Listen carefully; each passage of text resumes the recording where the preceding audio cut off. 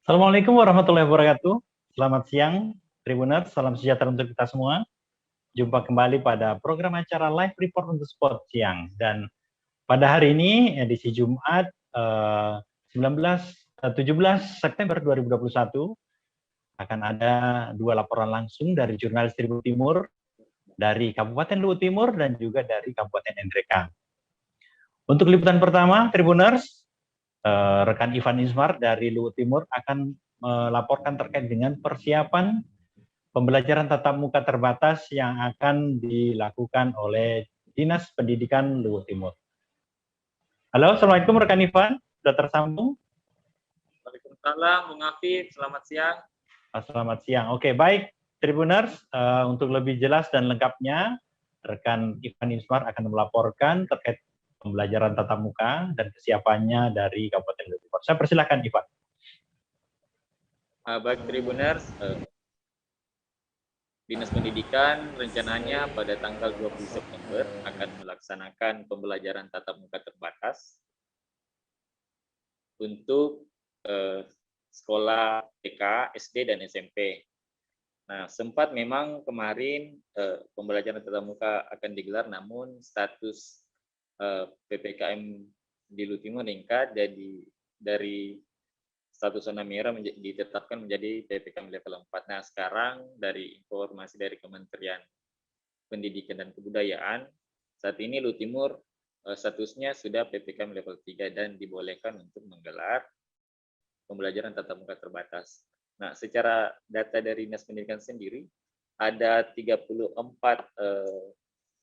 TK, SMP, yang akan melaksanakan pembelajaran tatap muka, disusul 156 sekolah dasar dan 180 TK.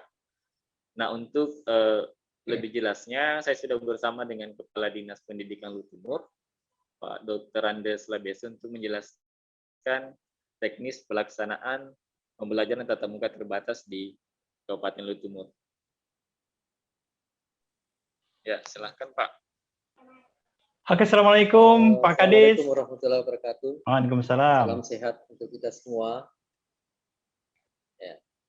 Alhamdulillah kami di Luwu Timur ini bersama dengan jajaran Dinas Pendidikan menyambut sukacita rencana pembelajaran tatap muka terbatas di tingkat TK, SD, dan SMP yang rencananya akan dimulai hari Senin depan tanggal 20 September 2021. Pada dasarnya bukan hanya TK, SD, SMP yang akan menggelar pembelajaran tatap muka, tapi juga dengan dinaungi oleh Dinas Pendidikan Provinsi yaitu SMA dan SMK. Begitu juga yang dinaungi oleh Kementerian Agama yaitu MTS, Madrasah Aliyah dan sebagainya. Tetapi karena kewenangan kami di Dinas Pendidikan adalah TK, SD, SMP, maka itu yang dapat saya laporkan pada kesempatan yang baik ini.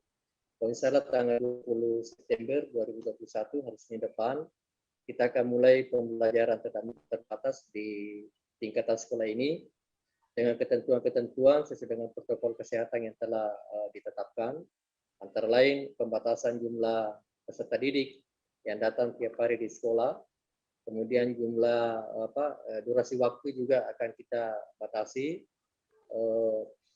Kemudian mulai dari anak-anak datang di sekolah di pintu gerbang sudah wajib menerapkan protokol kesehatan yang sangat ketat sampai mereka pulang kembali. Saya perlu jelaskan mungkin secara detail di sini bahwa untuk efektivitas pembelajaran tatap muka di satuan pendidikan ini, maka kami akan menerapkan protokol kesehatan terkait dengan jumlah peserta didik. Untuk tingkat TK maksimal 5 orang per ruang kelas. Kemudian tingkat SD 7 orang, kemudian tingkat SMP 8 orang. Kemudian durasi waktunya hanya maksimal 3 jam pelajaran atau sekitar, kalau di TK itu sekitar ya 60 menit. Kemudian kalau di tingkat SD sekitar 90 menit. Kemudian tingkat SMP sekitar 120 menit. Jadi saya estimasi di TK itu akan pulang paling lambat yang 9.30. Kemudian di tingkat SD akan pulang di jam 10-an. Kemudian paling lambat pulang adalah tingkat SMP, mungkin di jam-jam 11. Ya. Itu mungkin yang pertama saya sampaikan dalam rangka penyiapan pembelajaran tatap muka terbatas khususnya di Kabupaten Luwu Timur. Oke, baik Pak Kadis, mungkin ada pertanyaan berikutnya terkait dengan teknisnya Pak Kadis. Tadi kan sudah diungkapkan untuk jumlah, apakah mungkin akan ada juga rolling atau giliran gitu yang masuk sekolah Pak Kadis? Oh, iya. Mungkin ada yang masuk hari Senin baik. atau hari Selasa dan sebagainya. Baik, terima kasih. Jadi kalau kita melihat tadi jumlah peserta didik yang masuk, ya 5, 7, 8 tadi ini, itu artinya sebenarnya 25% dari komunitas. Jadi setiap hari akan datang di sekolah itu sekitar 25% peserta didik. Sehingga itu akan bergantian setiap hari sampai hari Kamis. Hari Jumat itu tidak ada peserta didik yang datang, tapi dimanfaatkan untuk melakukan evaluasi baik di tingkat satuan pendidikan maupun di tingkat dinas untuk menjadi bahan pertimbangan minggu selanjutnya. Kalau pelaksanaan PTMT minggu depan ini berlangsung dengan baik, lancar, tidak ada kendala yang signifikan, tidak menutup kemungkinan minggu selanjutnya akan ditambah frekuensinya menjadi 50% di setiap tingkatan. Oke, jadi baik Pak Kadis terkait dengan pembelajaran tatap muka terbatas, boleh dikatakan dijelaskan secara rolling, kemudian untuk setiap hari Jumat akan ada evaluasi, atau mungkin di hari Jumatnya masih daring juga begitu Pak Kadis? Di hari Jumat itu betul-betul kita manfaatkan untuk koordinasi semua pihak terkait untuk mengevaluasi pelaksanaan PTMT selama 4 hari itu sebagai bahan pertimbangan untuk minggu selanjutnya. Oke. Baik Pak Kadis, terkait dengan jumlah sekolah mungkin yang ada di Kabupaten Luwu Timur untuk tingkat SD maupun SMP yang berada di bawah lingkup dinas kabupaten, jumlahnya berapa Pak Kadis? Atau ini digelar akan serentak semuanya atau mungkin ada terbatas pada daerah tertentu Pak Kadis? Ya, seperti yang disampaikan tadi Saudara Ipan bahwa tingkat SMP itu ada 34 satuan pendidikan, kemudian di tingkat SD ada 156, TK ada 180. Jadi perlu saya jelaskan seperti ini. PTMT yang rencananya akan dimulai tanggal 20 September ini hanya merupakan opsi. Artinya pilihan saja. Jadi tidak diwajibkan kepada seluruh sekolah untuk melaksanakan. Tergantung dari kesepakatan sekolah dengan orang tua murid, dengan komunitas sekolah. Jadi anak-anak yang datang ke sekolah itu adalah anak-anak yang sudah mendapat izin tertulis dari orang tuanya. Demikian Pak. Oke, baik Pak Kadis. Jadi terkait dengan izin mungkin ada pernyataan begitu dari pihak orang tua ya Pak Kadis? Ya, betul. Oke, Pak Kadis terkait dengan pembelajaran tatap muka ke depan mungkin ini setelah ada evaluasi, mungkin ada tadi kan ada tingkatannya dari berapa persen kemudian menjadi 50%, mungkin adakah kemungkinan sampai 100% Pak Kadis atau mungkin masih dibatasinya juga sampai 80-an persen Pak Kadis?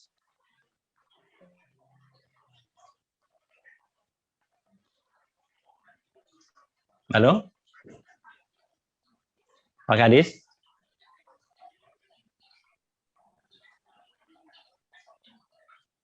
Mendengar suara saya Pak Kadis? Ya, jadi secara teknis, ya saya lanjutkan.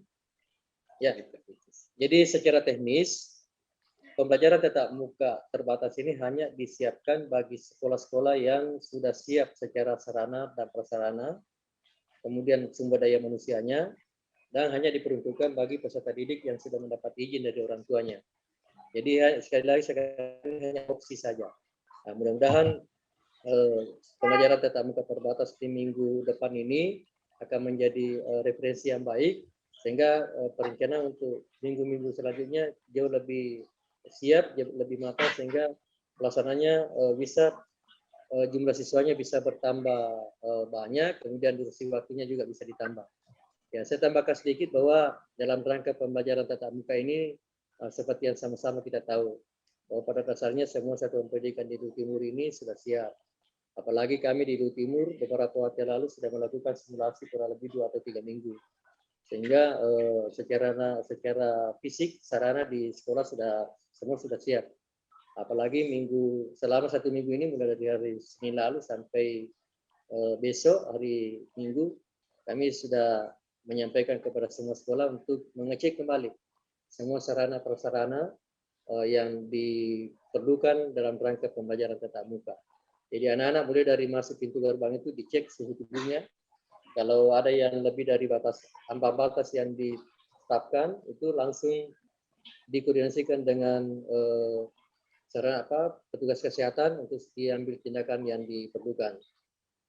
Jadi kalau di dalam sekolah, karena tidak mungkin kami pantau semua secara satu persatu, tapi secara umum saya lihat semua sudah siap. Oke, baik, terima kasih banyak Pak Kadis atas konfirmasinya. Oke, Tribuners, rekan Ivan masih tersambung? Siap Bang, siap. Oke, rekan Ivan, terkait dengan rencana pembelajaran tatap muka terbatas di Kabupaten Luwu Timur. Selain dari pihak Dinas Pendidikan, mungkin ada koordinasi dengan pihak-pihak terkait yang lain untuk pelaksanaan atau mungkin penyelenggaraan pembelajaran ini, rekan Ivan. Baik Bang Afif, untuk pelaksanaan pembelajaran tatap muka di SMK maupun SMA juga sudah dipersiapkan. Saat ini sejumlah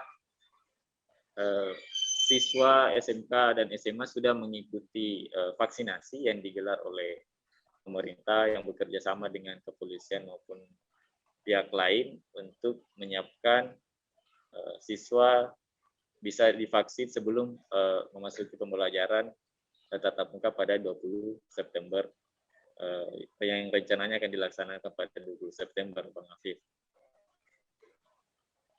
Baik, terkait dengan vaksinasi ya, program vaksinasi untuk siswa, apakah memang seluruh siswa sudah menerima vaksin atau mungkin ada jumlah tertentu sampai sejauh ini sudah berapa persentasenya, rekan Ivan? Saat ini memang yang vaksin yang diikuti oleh sejumlah siswa SMK maupun SMA itu baru vaksin pertama, Bang Afif. Oke. Mereka vaksin atas permintaan dari pihak sekolah terkait rencana pembelajaran tatap muka yang akan dilaksanakan ini. Nah, untuk persentasenya saya belum menerima karena sekitar 20%. Dan kemungkinan akan terus bertambah mengingat vaksinasi terus digenjot di Luwu Timur. Oke, baik. Terima kasih rekan Ivan Ismar atas laporannya dan terima kasih juga untuk Bapak Kepala Dinas Pendidikan Kabupaten Luwu Timur, Dr. Andes Labese atas konfirmasi dan pernyataannya. Demikian tadi Tribuners, laporan dari rekan Ivan Ismar dari Kabupaten Luwu Timur. Dan kita akan mendapatkan laporan dari Kabupaten Luwu Timur bersama rekan Abdul Aziz. Dan untuk itu kita jeda setelah pariwara berikut ini.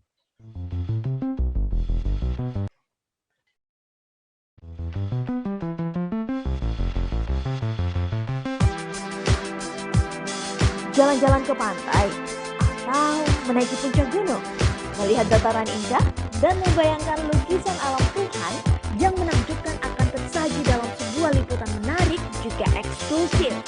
Ikuti perjalanan saya menuju destinasi paling epik di Sulawesi Selatan, hanya di Wisata Virtual Tribuners.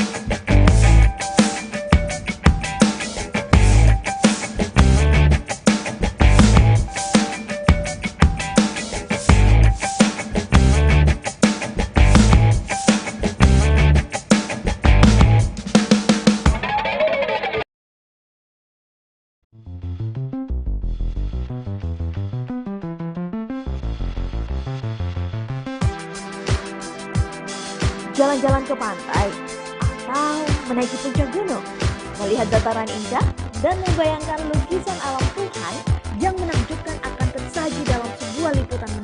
juga eksklusif.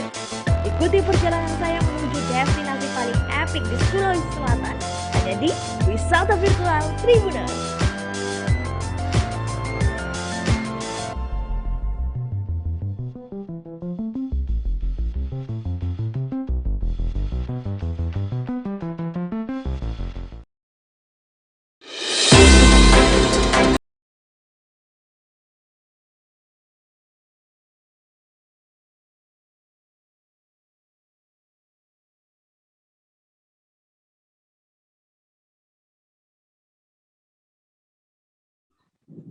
Tribuners, masih bersama saya Arifudin Usman, jurnalis Tribun Timur dalam program Live Report on the Spot.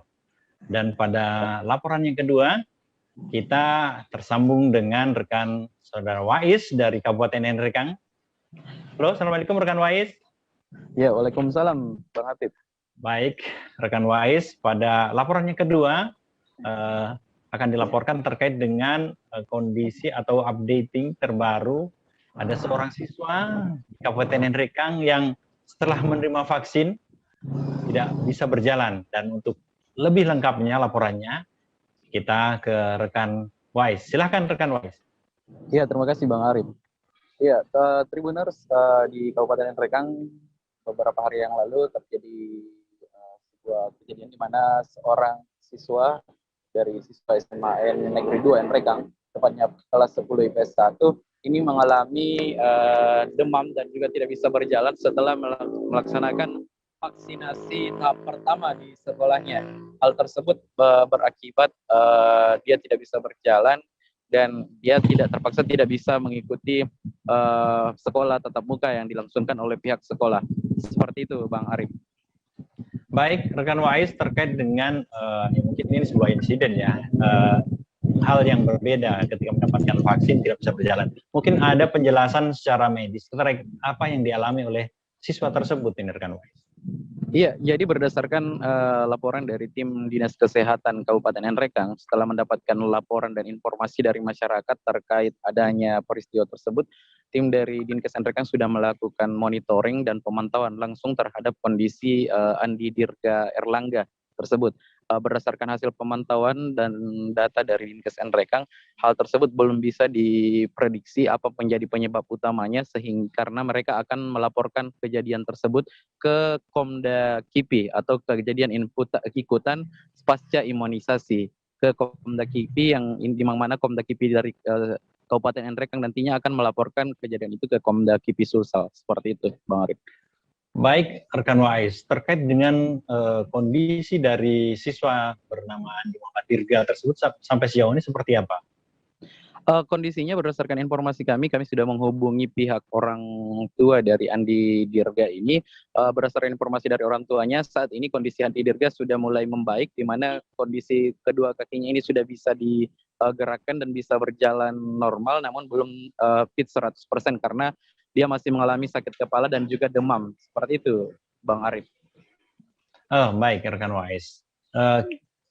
Dari pihak Dinas Kesehatan Kabupaten Nrekang, seperti apa langkah yang dilakukan untuk mungkin ada tadi sempat diusahakan ada pemantauan. Apakah ada pendampingan terkait dengan siswa bernama Andi Muhammad Dirga? Ya, berdasarkan pemantauan dari Dinas Kesehatan, dari tim dari Dinas Kesehatan Kabupaten Nrekang ini sudah menyatakan bahwa mereka siap untuk melakukan pemantauan berkala kepada Andi Dirga dan juga melakukan pemeriksaan intensif dan rutin kepada Andi Dirga sambil menunggu hasil laporan kejadian dari Komda KIPI Sulsel tersebut.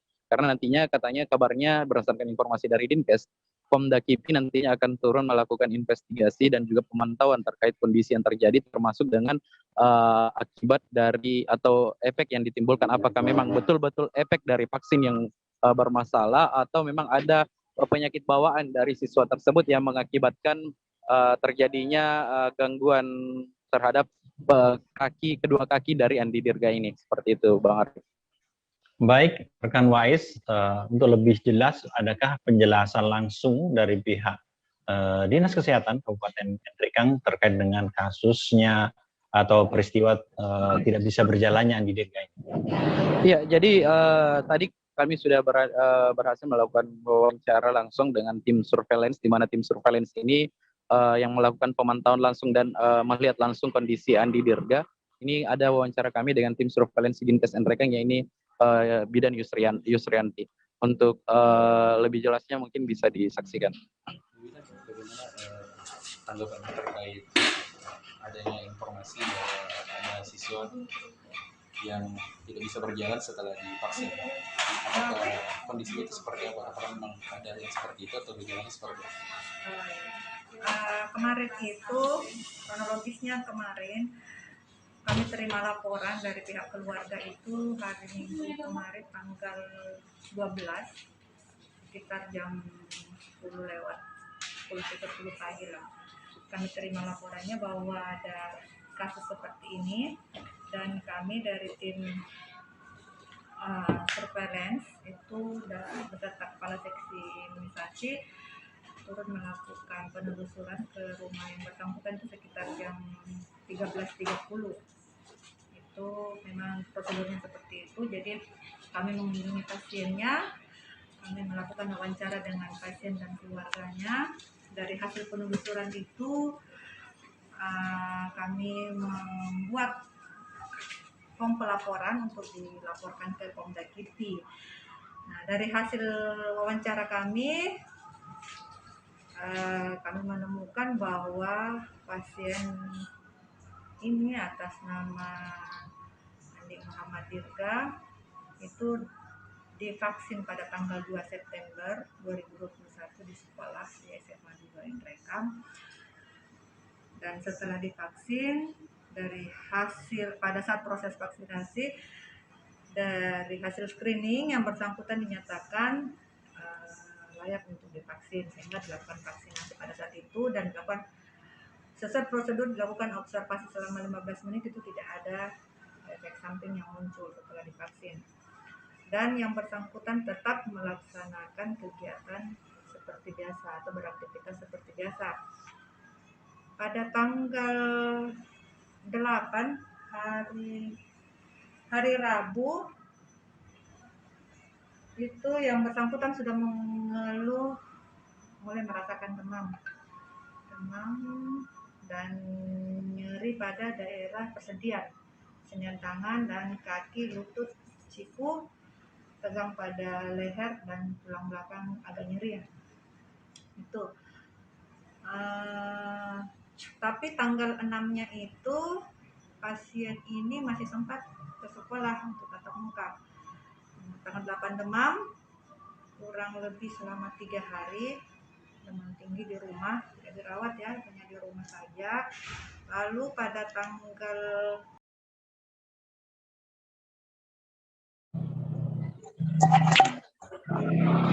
Silakan rekan Wais. Ya, demikianlah tadi laporan kami, demikianlah tadi hasil wawancara kami dengan Bidan Yusrianti tim surveillance Dinkes Enrekang. Seperti itu, Bang Arif. Baik rekan Wais, terkait dengan peristiwa yang ini kan terdalam kategori yang apa ya, kasus yang sangat langka ini rekan Wais.